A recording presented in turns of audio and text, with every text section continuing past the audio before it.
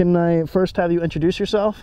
My name is School. Okay, and the whole reason I guess I wanted to interview you is that you've been around in the activist circuit, it seems, for, God, what, about 40 years, huh? Yeah, at least 40 years, yeah. Okay, so I guess we'll start off with the first thing that comes to mind. Why do you call yourself School, or why do others call you School? I'm called School because when I got jailed in Houston in January as part of our action to disrupt Trans-Canada, and I was in with a bunch of other inmates, and of course, you know, we have to talk about things because there's nothing else, and so what are you in for? We answered the question, and then it got kind of interesting. You know, I would tell them all about the Keystone XL pipeline, why I was determined to stop it, all about climate change and all the rest of it.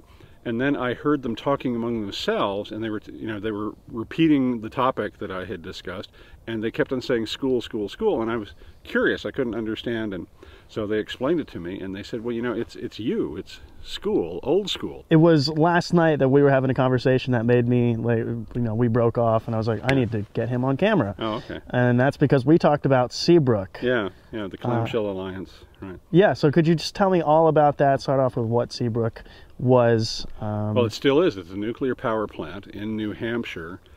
It was built in a really bad spot along the coast. If anything ever went pear-shaped with that thing, a whole boatload of people would be unable to escape. I mean, there's just one little road, you know, two-lane road. Plus, it would probably irradiate most of the Boston area. I mean, it was, you know, it seemed like a bad idea. I think it was the first action I was at, and it was 1,414 people went up against the power plant. We didn't get in, but we, you know, the authorities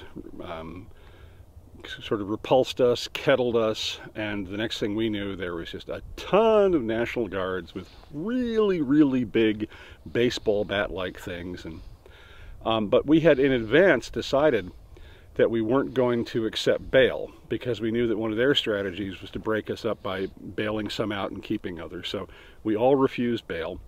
And so they had to hold on to us, and they dribbled us into 3 or 4 armories, and I was in the biggest armory in Manchester. There were 700 of us, and it was all co-ed, and our jailers were National Guardsmen, who, I mean, these are weekend soldiers, so this is not what they ordinarily did for a living. And I found that I was one of the few people inside who actually could read rank, you know, so I wasn't buttonholing privates who couldn't do anything. And when I ran into a fellow with 2 stars on his shoulder in the men's room, I realized I was dealing with the commander of the National Guard. And he was a hotelier, you know, most of the time, so, and he really liked us, and he sort of just treated us as if we were his involuntary guests. He was very kind, so, but it was an interesting experience for sure. I mean, I recall that we commanded the headlines pretty much of the entire 2 weeks that we were there. And I was actually the last person out of the Manchester Armory. I think it's because I left something and had to run back in, and you know. But so it was an exciting time. So what did the Clamshell Alliance sort of stand for? Were they only involved with Seabrook? Yeah, they were basically very focused on Seabrook, and they were focused on nonviolent direct action and just trying to find creative ways to, you know, stop the construction. It ultimately didn't work, but I think that what did work, though, is that it spawned, you know, a whole generation of activists like myself who were committed to nonviolent direct action, willing to sort of kick in, and, you know, so, I mean, I'm glad that I did it, and was proud to be a part of it. Back when I was a university student in the early 80s, I got arrested for a civil rights action, and it was kind of interesting. There were a pair of African-American faculty members at UMass who were denied tenure, and largely because their disciplines were African-American related and weren't getting the respect. So about 50 of us occupied the administration building, and this was a tactic that hadn't been seen in quite a while. And we occupied and indicated that we wouldn't leave, and eventually the Boston police came and arrested us. And that was a pretty short incarceration, but what was particularly sweet about that was when we got into court, we walk in and we have an African-American judge. And he couldn't stop smiling at us. He really liked us, and he was just, you know, all of our, you know, he wouldn't indict us, or, you know, the extra charges the DA tried to add on, you know, and he wouldn't even look at the DA. He was looking at us, just smiling at us the whole time, you know, going denied, denied, denied, and so we had a great day in court. Yeah, it was a really sweet moment. And then later, we were invited to a Baptist church in the south end of Boston, where we were regaled as heroes.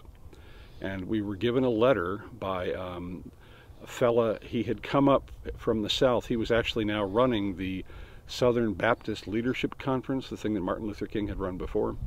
I believe his name was Reverend Stith, and we all got letters thanking us for, you know, what we had done to advance civil rights. And I made a point of giving that letter to my mother, because I feel that both of my parents, but at this point my dad wasn't around, but that both of my parents did a lot to help me become the activist that I, you know, have become, and I felt like she should hold on to it for me. So, but it's an honor that I was very proud to receive. So. What motivates you? What makes you think, if you do think that this can be successful? Well, I'll be honest, I don't know if this can be successful, but we really, really have to try. I don't think I'm exaggerating when I say that we are engaged in the greatest struggle in human history. If we fail, then all of the accomplishments planet-wide are going to, you know, could be just so much dust. I am personally motivated by my children. They have a right to enjoy the planet as much as I've been able to. I believe that the sum total of what's going on now that's being imposed on us by what I'll call the plutocrats is effectively the largest intergenerational theft in human history. I will be no part of it. I will fight it. I'm already on record as saying that that pipeline won't be built as long as I'm breathing. I'm still breathing. So, you know, and I'm determined to stop it. This isn't the only fight, but right now is an extremely important fight, you know. I mean, this pipeline is literally cutting our country in half. It's the to borrow Dr. James Hansen's metaphor, it's a 1,700-mile long, you know, needle to service our addiction. I find the arguments of the scientists completely compelling. In fact, I'm kind of amazed that I live in a country where, you know, their advice is largely being ignored. It's, you know, batshit. But so I can't imagine doing anything else. I remember a long time ago, I realized that, you know, that happiness is sort of about, you know, finding what really, really excites you. Although I have to say, I don't think this is about me. But when I realized this, I realized that, you know, if in order to be in this state, if I had to live in a hut and wear a grass skirt, I would do it. Well, I live in a tent. Grass skirt's probably coming later. And I'm happy to be in this position because it allows me to focus full time, and it allows me to be with extraordinary members of this new generation. I can't tell you how thrilled I am. It's an honor to be with them. You know, and together I think, well, we're certainly going to do everything we possibly can.